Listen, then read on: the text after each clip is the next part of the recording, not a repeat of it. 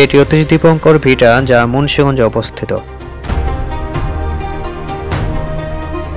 অতীশ দীপঙ্কর শ্রীজ্ঞান হলেন একজন বিখ্যাত পণ্ডিত, যিনি পাল সাম্রাজ্যের সময় বৌদ্ধ ভিক্ষু এবং ধর্মপ্রচারক ছিলেন।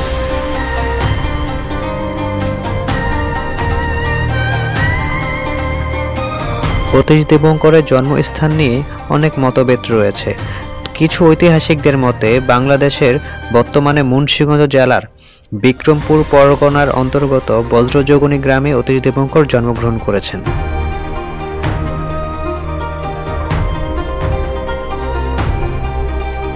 1011 খ্রিস্টাব্দে শতাধিক শিষ্যসহ মালয় দেশের সুবর্ণ দ্বীপে, বর্তমানে যা ইন্দোনেশিয়ার সুমাত্রা দ্বীপ নামে পরিচিত, সেখানে গমন করেন এবং আচার্য ধর্মপালের কাছে দীর্ঘ 12 বছর বৌদ্ধ দর্শনশাস্ত্রের বিভিন্ন বিষয়ের উপর অধ্যয়ন করে স্বদেশে ফিরে আসার পর তিনি বিক্রমশিলা বিহারে অধ্যাপনার দায়িত্বভার গ্রহণ করেন।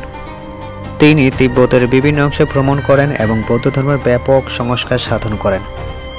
বৌদ্ধ শাস্ত্র, চিকিৎসা বিদ্যা এবং কারিগরি বিদ্যার বিষয় তিব্বতী ভাষা অনেক গ্রন্থ রচনা করেন বলে তিব্বতীয়রা তাকে অতীশ উপাধিতে ভূষিত করেন। অতীশ দীপঙ্কর অনেক সংস্কৃত এবং পালি বই তিব্বতীয় ভাষা অনুবাদ করেন।